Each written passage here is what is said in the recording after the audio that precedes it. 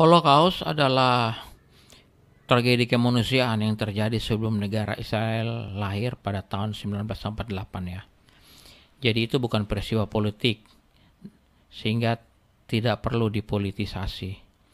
Perselisihan antara Israel dengan Palestina di Timur Tengah jangan dibawa ke dalam negeri lagi, biarkan mereka selesaikan secara politik juga. Beberapa negara muslim juga telah bersahabat dengan Israel seperti Mesir, Arab, Uni Emirat Arab, dan Turki. Jika mereka yang berada di Timur Tengah dan berseteru langsung dengan Israel selama ini saja bisa bersahabat, kenapa kita yang jauh belum mau melakukannya? Bukankah Israel tidak pernah menjajah Indonesia?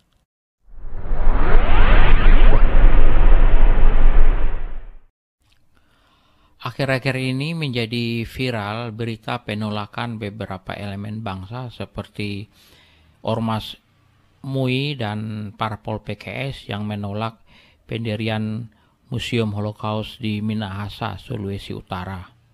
Holocaust adalah pembantaian Hitler terhadap ras Yahudi selama Perang Dunia Kedua yang mengakibatkan 2/3 ras Yahudi meninggal dunia.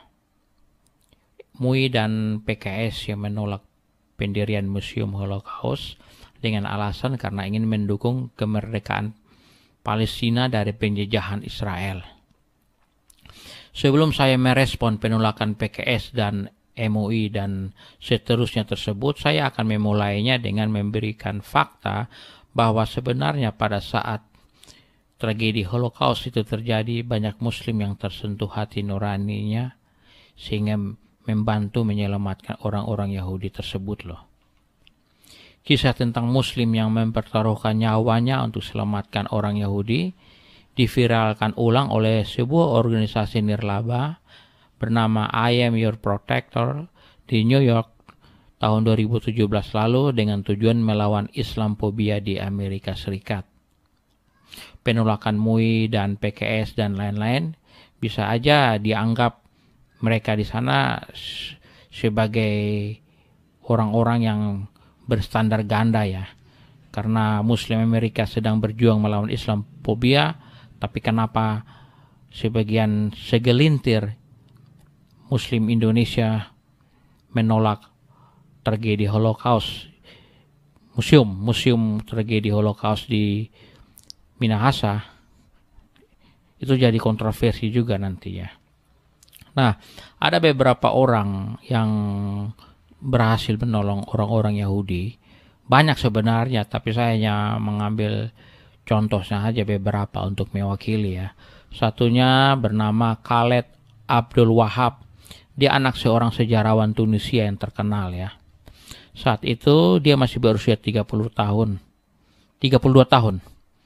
Dia menjadi penterjemah pasukan Nazi Jerman dengan penduduk pesisir Mahdia, wilayah Tunisia juga. Suatu waktu dia mendengar rencana pemerkosaan oleh seorang Nazi terhadap seorang wanita Yahudi lokal. Langsung dia membawa wanita tersebut bersama keluarganya untuk bersembunyi ke lahan pertaniannya di luar kota selama 4 bulan. Sampai Tunisia bebas dari Jerman. Nama yang kedua adalah Abdul Hussein Sardari. Dia seorang diplomat Iran yang memberikan paspor kepada ribuan Yahudi Perancis, tepatnya kurang lebih 2000 ya, paspor ya. Dia lakukan tanpa persetujuan pemerintah pusat, supaya mereka selamat dari pembantaian oleh Nazi Jerman. Selanjutnya namanya Pilkus dari Albania. Dia sembunyikan seorang wanita Yahudi bernama Johanna Newman dan ibunya selama pendudukan Jerman di Albania dan mengakui mereka sebagai anggota keluarganya yang datang berlibur dan berkunjung dari Jerman. Kisah ini disampaikan ulang secara langsung oleh Johanna Newman yang saat ini berusia 91 tahun. Kalau mereka saja masih berusaha menemukan kebaikan di antara perbedaan yang terjadi, kenapa beberapa orang di Indonesia berusaha untuk merusaknya dengan menolak Museum Holocaust tersebut? Jangan persulit Muslim Amerika dan orang toleran di sana yang sedang bekerja keras melawan paham Islamophobia. Karena sikap kita yang tidak bijaksana bisa membuat mereka menilainya sedang menganggapnya sebagai standar ganda. Holocaust adalah tragedi kemanusiaan yang terjadi sebelum negara Israel lahir pada tahun 1948 ya. Jadi itu bukan peristiwa politik, sehingga tidak perlu dipolitisasi. Perselisihan antara Israel dengan Palestina di Timur Tengah jangan dibawa ke dalam negeri lagi, biarkan mereka selesaikan secara politik juga. Justru Indonesia harus mendukung Israel dan Palestina sekaligus supaya mereka hidup berdampingan bersama-sama sebagai dua bangsa yang berdaulat. Hindari memusuhi salah satunya, terutama Israel, karena Israel tidak pernah menjajah Indonesia ya. Andaikan Palestina tidak menyerang Israel gunakan roket, maka Palestina pasti akan mendapatkan pembelaan penuh dari seluruh dunia. Tetapi karena Palestina juga menyerang Israel dengan roket-roket, maka pembelaan terhadap Palestina jadi terpecah. Ada yang bela Israel, sebagian bela Palestina. Semakin parah lagi karena Palestina sendiri terjadi perang saudara, Hamas dan Fatah. Sebagian Indonesia juga tidak mendukung sepenuh hati Palestina karena pengakuan dubes Palestina, sumbangan dari ormas Indonesia yang CD-nya akan diberikan ke Palestina tidak pernah sampai kok. Yang berhasil mungkin hanya Mercy saja ya. Mereka sukses membangun rumah sakit di sana. Yang menjadi pertanyaan, kenapa orang-orang Kristen sepertinya mendukung orang Israel secara membabi buta, terutama orang Indonesia, Kristen Indonesia. Kenapa ya kok mendukung Israel secara membabi buta? Terkesan seperti membabi buta, padahal bukan. Saya akan menjelaskannya ya. Sebenarnya orang Kristen itu adalah orang yang paling menderita oleh aniaya dari Yudaisme, orang-orang Yahudi. Pertama karena mereka yang salibkan Tuhan Yesus Kristus ya. Selanjutnya awal kekristenan tuh orang Yahudi banyak pengen aniaya orang-orang Kristen. Tetapi yang membuat orang-orang Kristen kemudian membela mereka atau terkesan mendukung mereka karena ajaran Tuhan ya, Tuhan kami Yesus Kristus untuk mengasihi musuh-musuh. Itu bukan ajaran lagi, tapi perintah Tuhan untuk mengasihi musuh-musuh, termasuk orang Yahudi. Kemudian tragedi Holocaust juga mengusik rasa kemanusiaan kita sebagai manusia yang tidak tega melihat orang-orang Yahudi akan dimusnahkan sebagai ras manusia yang diciptakan oleh Tuhan yang sama. Bukan saja orang Kristen, Muslim di Eropa di banyak tempat juga banyak menolong orang Yahudi kok. Ya, saya sudah bahas pada awal ya. Dan yang terakhir, tragedi Holocaust sekalipun sangat pedih, mengusik rasa kemanusiaan, selain itu juga karena hal itu merupakan penggenapan janji hukuman Allah terhadap mereka. Itu sudah tertulis ribuan tahun loh di dalam Alkitab. Saya membacakannya ya. Itu tertulis di dalam kitab Yehezkiel. Dia seorang nabi Yahudi ya. Kitab Yehezkiel pasal 5 ayat 12. Tertulis demikian. Sepertiga daripadamu akan mati kena sampar dan mati kelaparan dan di tengah-tengahmu. Sepertiga akan tewas dimakan pedang di sekitarmu. Sepertiga lagi akan dihamburkan ke semua mata angin dan aku akan menghunus pedang dari belakang mereka. Coba cek di Wikipedia. Tragedi Holocaust telah mengakibatkan 2/3 orang Yahudi meninggal dunia. Ini penggenapan nih. Karena mereka di waktu lalu pernah meninggalkan Tuhan, menyembah berhala, bukan saja menyembah berhala, mereka mempersembahkan anak-anak kandung mereka, darah daging mereka kepada berhala-berhala sebagai korban bakaran. Padahal itu tidak pernah diperintahkan oleh Tuhan di dalam hukum Taurat. Tetapi setelah penggenapan janji hukuman tersebut, ada juga penggenapan janji tentang pemulihan Israel. Ini juga sudah tertulis ribuan tahun yang lalu ya. Ditulis oleh seorang nabi Yahudi bernama Yeremia. Jadi sudah pasti tertulis dalam kitab Nabi Yeremia ya. Pasal 3 ayat 14 dan seterusnya. Yang bagian B, aku akan mengambil kamu dari setiap kota dan 2 orang dari setiap keluarga dan akan membawa kamu ke Sion. Sion adalah nama lain dari Yerusalem. Karena saat itu direbut oleh Raja Daud, maka Raja Daud menamakan Yerusalem dengan Sion, yang diartikan menjadi kota Daud. Jadi gerakan orang-orang Yahudi kembali ke Israel disebut dengan Sion atau Sionisme, artinya kembali ke tempat dulu pernah mereka tinggal sebagai sebuah bangsa. Jadi sebenarnya orang Kristen bukan senang terhadap Israel dengan membabi buta begitu saja, tetapi senang karena ternyata kebenaran Alkitab yang sudah tertulis ribuan tahun lalu terbukti nyata. Orang Kristen menjadi sukacita karena mengetahui telah berada dalam jalur agama yang benar. Jadi kebenaran Israel menjadi bukti kebenaran Alkitab sebagai kitab suci yang benar berasal dari Allah yang Maha Besar. Itu saja, tidak lebih dan tidak kurang.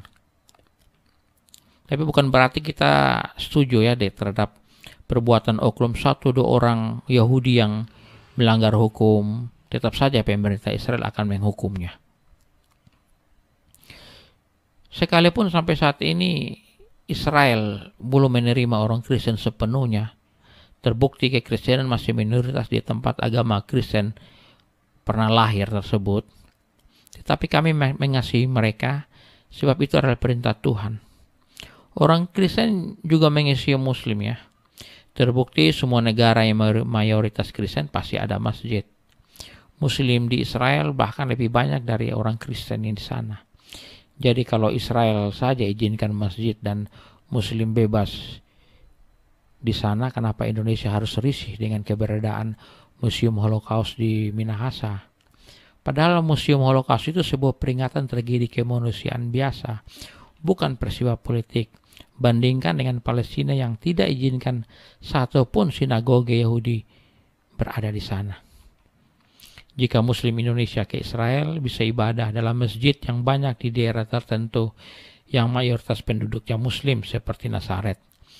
Tetapi jika Yahudi ke Palestina tidak akan menemukan satupun sinagoge di sana. Nilai sendiri ya pihak mana yang sebenarnya rasis. Sedangkan PKS menolak Museum Holocaust di Minahasa karena alasannya ingin mendukung kemerdekaan Palestina dari penjajahan Israel. Saya akan meresponnya dan menjawabnya dengan sederhana. Sebelumnya Israel dan Palestina kan sama-sama daerah jajahan berbagai bangsa asing ya.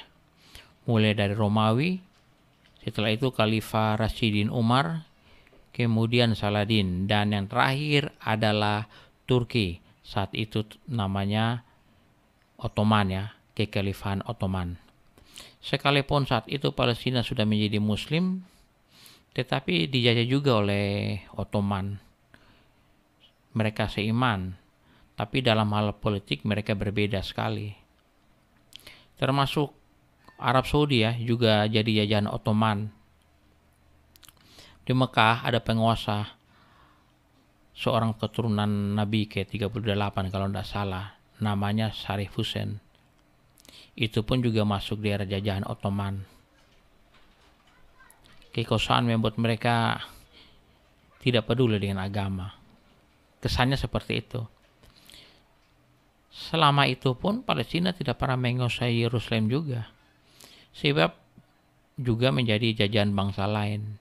Memang sebagian penduduk Palestina tinggal di sekitar Yerusalem. Tetapi bukan mereka sendiri aja, masih ada juga berbagai suku bangsa lainnya yang tinggal di sana. Tetapi sama-sama daerah jajahan, terjajah oleh Ottoman. Jadi sampai saat itu, bahkan sampai saat ini, Palestina tidak pernah memiliki Yerusalem, bahkan sejak kapanpun juga. Sejak era purba pun Palestina atau nama awalnya adalah Filistin juga tidak pernah menguasai Yerusalem. Palestina memiliki kota-kota sendiri. Israel pun merebut Yerusalem pun bukan dari bangsa Filistin atau Palestina saat ini, tetapi dari bangsa Yebus ya. Bangsa Yebus saat ini sudah tidak diketahui keberadaannya lagi. Bisa saja sudah punah atau sudah tidak bisa ditelusuri dan tidak bisa dibuktikan lagi. Saat peristiwa sejarah itu terjadi, Indonesia belum ada ya. Masih Nusantara karena bersifat kedaerahan dan kerajaan lokal yang berkuasa atas daerah tertentu. Setelah Ottoman kalah dalam Perang Dunia Pertama, maka wilayah kekuasaannya termasuk Palestina dan Israel dengan sendirinya menjadi milik pemenang perang. Dalam hal ini adalah Inggris yang sudah merencanakan akan memberikan sebagian wilayah Ottoman tersebut kepada Israel dan Palestina.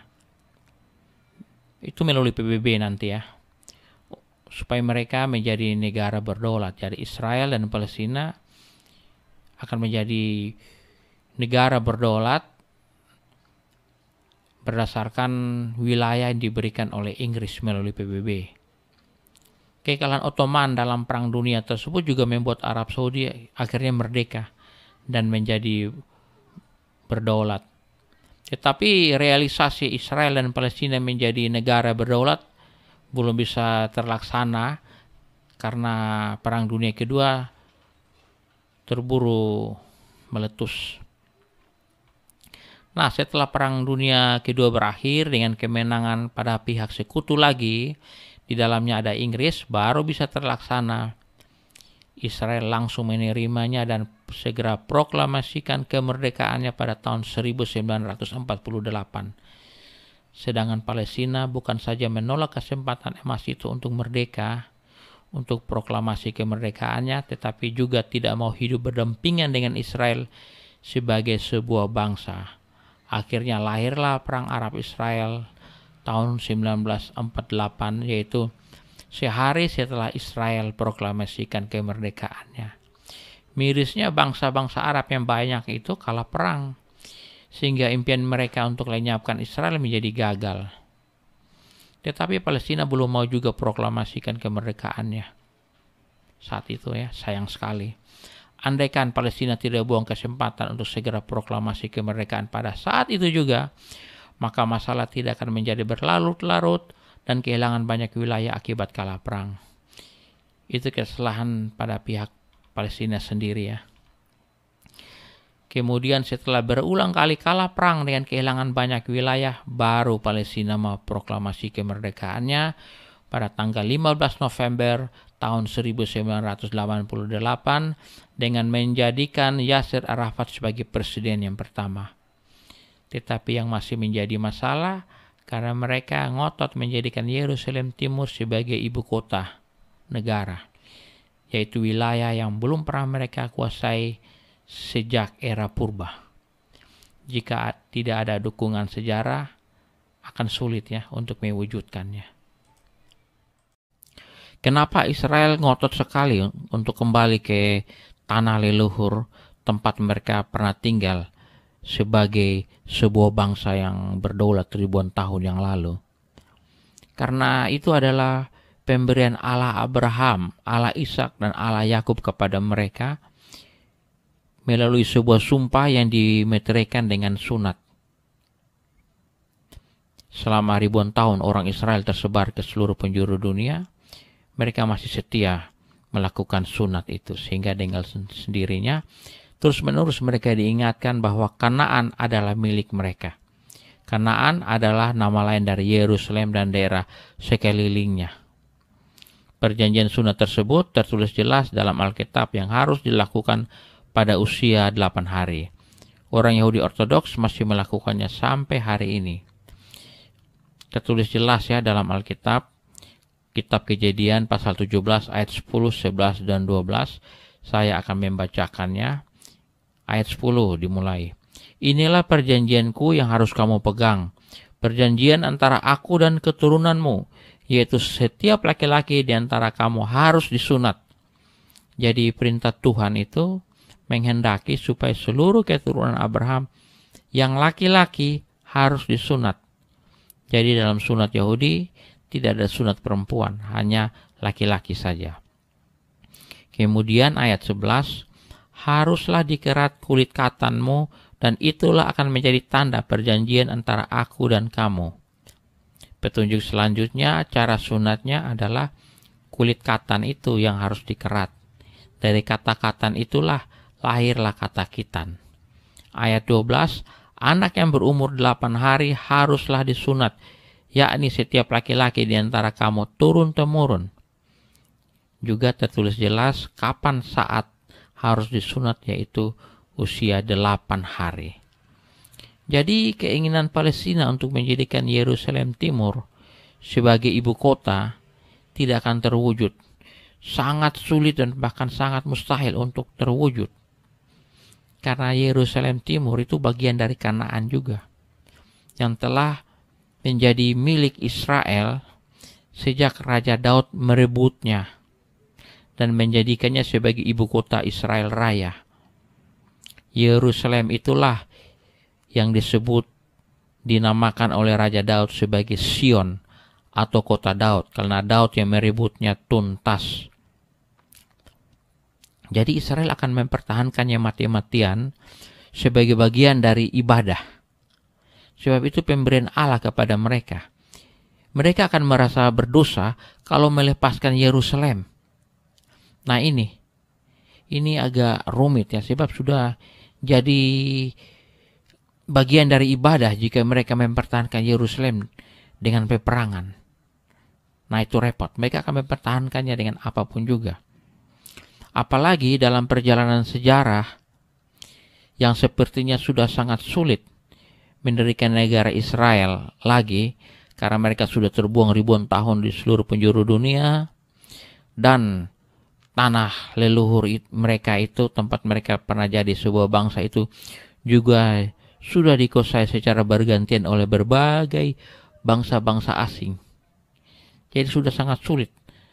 Dipikirkan pun juga sudah sulit. Tetapi karena mereka masih melakukan sunat, maka mereka ingat itu milik mereka. Jadi mereka takut jika mencari negeri lain, tanah lain untuk dijadikan tempat tinggal. Karena mereka masih melakukan sunat. Bisa saja dan mudah mencari tanah lain, dan sudah ada wacana itu. Negeri lain untuk dijadikan tanah tempat tinggal bangsa Israel. Tapi mereka menolaknya. Mereka takut hukuman Tuhan lebih ganas lagi. Karena Tuhan memberikan kepada mereka Kanaan atau Yerusalem dan sekelilingnya, atau Sion. Tetapi tanpa terpikirkan impian itu terwujud kembali lagi, yaitu negara Israel berdiri kembali di tanah yang semula pernah jadi milik mereka. Itu suatu mujizat besar bagi mereka, sehingga mereka semakin percaya diri bahwa Tuhan berada di pihak mereka, bahwa waktu pemulihan itu sudah terjadi. Jika nubuatan atau ramalan tentang hukuman saja sudah terjadi, maka ramalan atau nubuatan tentang pemulihan Israel juga pasti terjadi. Jelas mereka percaya diri, sebab semua yang akan terjadi, baik hukuman maupun pemulihan Israel, sudah tertulis dalam Alkitab ribuan tahun sebelumnya. Jadi sulit Palestina mewujudkan Yerusalem Timur sebagai ibu kota. Daripada menginginkan sesuatu yang tidak mungkin terwujud, lebih baik lanjutkan hidup yang sudah ada saja demi kesejahteraan rakyat sendiri. Sambil jalan baru lakukan negosiasi politik untuk mewujudkannya. Saya pikir itu lebih bijaksana ya. Indonesia bisa berpartisipasi kok mewujudkan perdamaian dunia dengan bersahabat dengan Israel dan Palestina sekaligus, supaya semua sarannya bisa diterima oleh kedua belah pihak. Jika hanya bersahabat dengan Palestina saja, maka sulit bagi Israel untuk menerima saran dari Indonesia, sebab dianggap masih bukan sahabat. Masukan dari seorang sahabat biasanya akan lebih didengar. termasuk saran Yerusalem Timur jadi ibu kota Palestina. Semoga terwujud ya. Ya sudah sulit, tapi siapa tahu kan.